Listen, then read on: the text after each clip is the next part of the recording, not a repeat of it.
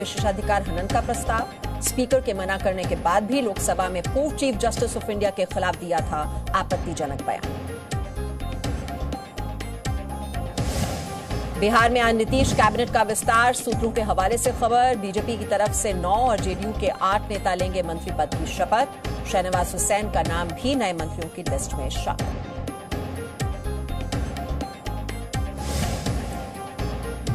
उत्तराखंड में आज बर्फबारी का अनुमान। हिमाचल, जम्मू कश्मीर और लद्दाख में भी बारिश और बर्फबारी का अलर्ट। दिल्ली, पंजाब और हरियाणा में कल सुबह के समय छाया रहेगा कोहरा।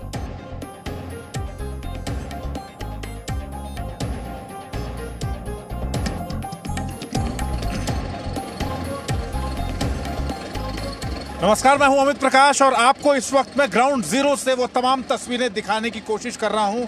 सबसे बड़ा राहत और बचाव कार्य इस वक्त जारी है और उत्तराखंड की वो जगह रैनी गांव का आखिरी छोर, जहां से हम तस्वीरें लगातार आप तक पहुंचा रहे हैं।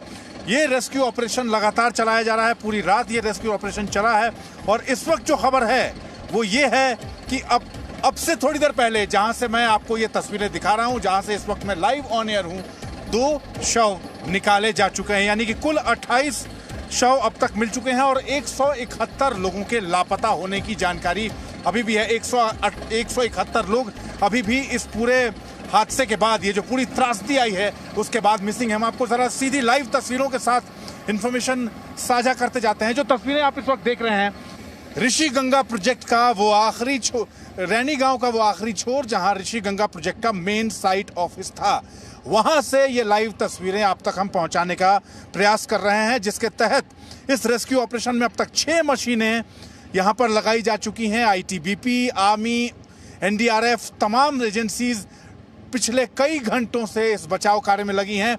25 से 30 फीट का मलबा इस वक्त यहां पर बताया जा रहा है, जिसको हटाने का काम लगातार जारी है। 25 से 30 फीट का मलबा, और वो इतना खतरनाक है। सोचिए, इस मलबे के आसपास काम करने वाले लोगों की जिंदगी भी आसान नहीं है, उनकी जिंदगी भी खतरे में है, क्योंकि वो मलबा गीला है। वो मलबा लगातार पानी से गीला होता रहा है, गीला होता जा रहा है और उसकी वजह से वो बहुत ज़्यादा खतरनाक हो चुका है। कई सारे, आपको ये पीछे की तस्वीर भी लगातार हम आपको दिखा रहे हैं। कुल 5 मशीनें इस वक्त यहाँ पर कर रही हैं और उत्तराखंड में आई आपदा के बाद राहत और बचाव का कार्य इसी तरीके से लगातार जारी है। रेस्क्यू ऑपरेशन में जो जवान जुटे हैं वो एनडीआरएफ के हैं, वो आईटीबीपी के हैं, वो आर्मी के जवान हैं। लगातार जिंदगियों को बचाने का काम, कोशिश की जा रही है कि जिंदगियां जो यहाँ बची हुई हैं, जिनकी सांसें अभी चल रही हैं, उनको बचाया जा सके और इसीलिए इस रेस्क्यू ऑपरेशन को बताया जा रहा है। कुछ देर पहले उत्तराखंड के मुख्यमंत्री त्रिवेंद्र सिंह रावत ने रेस्क्यू के लिए लोगों से मुलाकात भी की और हादसे वाली जगह पे उन्होंने हेलीकॉप्टर से पूरा जायजा भी लिया है। सबसे पहले त्रिवेंद्र सिंह रावत क्या कह रहे हैं, उस जो उन्होंने जायजा लिया वहां मौका का, वो पहले सुन लेते हैं। ये देखिए, अभी यहाँ पर जो गांव के स्थानीय लोगों से जो जानकारी मिली है, तो मुख्य चीज़ होती है पहले राशन। तो राशन का यहाँ पर अभी कोई अभाव है, ऐसी कोई शिकायत नहीं है। दूसरा मेडिकल, स्वास्थ्य। तो स्वास्थ्य की दृष्टि यहाँ पर डॉक्टर्स की टीम अपना काम कर रही है और यहाँ पर ज़रूर 2 लोगों ने बताया कि उनके घर इस आपदा में ध्वस्त हो गए हैं। तो मैंने जिलाधिकारी से कहा कि उनके घर वहाँ पर बनाए जा सकते हैं, क्योंकि भूमि भी निकल जाती है ऐसे आपदा के समय। तो उनके घर बनाकर हम देंगे उनके, ताकि वो आगे अपना जीवन बसर ठीक से कर सकें और उनके मन में एक सुरक्षा का भाव आ सके।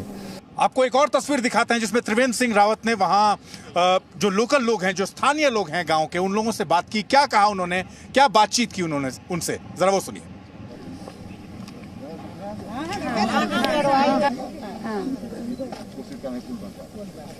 और तब तक राशन पानी कुछ नहीं दुख तो बहुत हो रहे हैं, पर क्या करें? क्या करें, अभी इसमें तो कोई कुछ नहीं कर सकता। किसका माता चल गया, बस परमात्मा से प्रार्थना करो कि आगे ऐसा ना हो, है ना। और जो निर्भय भगवान के हाथ में, लोग जो हैं सुरक्षित, ये लोग सुरक्षित हैं।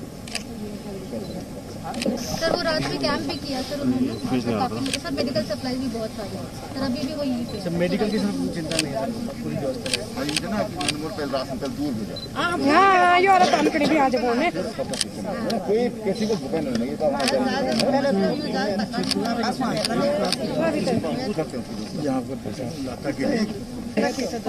क्या करें। आप जो तस्वीर आप देख रहे हैं, जिस तरीके से त्रिवेंद्र सिंह रावत ने इस हादसे के बाद आसपास के लोगों से जो प्रभावित इलाके हैं वहां पहुंचे, उन लोगों से बातचीत की, उनको ये बताया कि कैसे वो कोशिश कर रहे हैं कि उन तक वो चीज़ें लगातार संपर्क दोबारा से स्थापित करने की कोशिश की जा सके। हम लगातार तस्वीरों के जरिए भी और आपको ये बता भी रहे हैं, ये जो मेन पुल है रैणी गांव के आखिरी छोर पे, ऋषि गंगा प्रोजेक्ट का जो मेन ब्रिज, उसके टूटने के बाद तकरीबन 40 से 50 गांव पूरी तरीके से संपर्क खत्म हो गया है प्रशासन का, और इसीलिए अब हेलीकॉप्टर के जरिए उन तक रसद पहुंचाने की, उन तक राहत सामग्री पहुंचाने का काम लगातार जारी है। और इसीलिए त्रिवेंद्र सिंह रावत मुलाकात कर रहे हैं उन स्थानीय लोगों से, उन जगहों पे जाके जहां लोग प्रभावित हुए हैं, जहां सबसे ज्यादा तबाही हुई है इस पूरे हादसे के बाद।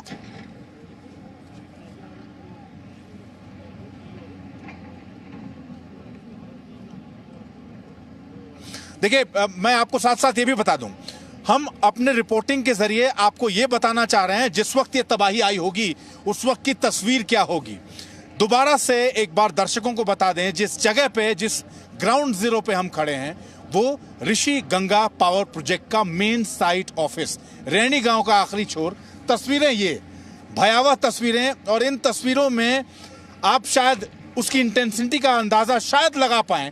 ये पूरा पुल का हिस्सा, वो छोर जो उस तरफ है और इधर का छोर, ये पूरा का पूरा ब्रिज कोलैप्स होने के बाद आपको ऊपर जो ये तमाम गांव दिख रहे हैं, और इन पहाड़ों के पीछे भी तकरीबन 50 से 60 गांव। देखिए मेरे ठीक सामने ये जो तस्वीरें, ये जो घर आप देख रहे हैं, ये उस तरफ के गांव हैं जहां तक अब सड़क मार्ग से नहीं पहुंचा जा सकता है। ये गांव अब टूट चुके हैं संपर्क के लिहाज से, परिवहन के लिहाज से और रोड ट्रांसपोर्ट के लिहाज से। इसलिए इन गांवों तक अब राहत सामग्री पहुंचाना, जो लोग यहाँ फंसे हुए हैं, इन गांव में हजारों की संख्या में जो लोग फंसे हुए हैं, उन तक राहत सामग्री पहुंचाना एक इस मिशन का एक बड़ा कार्य वो भी है, और जिसके लिए लगातार हेलीकॉप्टर्स के जरिए उन तक राहत सामग्री पहुंचाई जा रही है। जिनकी जान बची है, अब हम आपको ये बता देते हैं, बहुत सारे लोग खुशकिस्मत रहे, बहुत सारे लोग बदकिस्मत रहे। कोशिश ये हो रही है इन मलबों के बीच में मोबाइल के लोकेशन के जरिए ट्रेस करने की कोशिश की जाए कि क्या अभी सांसें चल रही हैं कुछ लोगों की, क्या कुछ लोग जिंदा हैं। कोशिश ये है कि वो अगर जिंदा हैं तो उनको वहां से जल्द निकाला जा सके।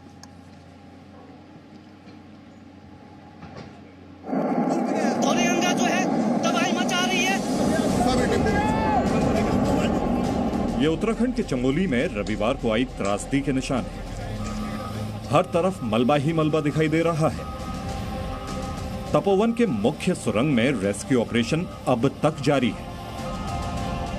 आईटीबीपी के जवान लगातार टनल से मलबा बाहर निकालने की कोशिश कर रहे हैं, जहां अभी भी कई लोगों के फंसे होने की आशंका है।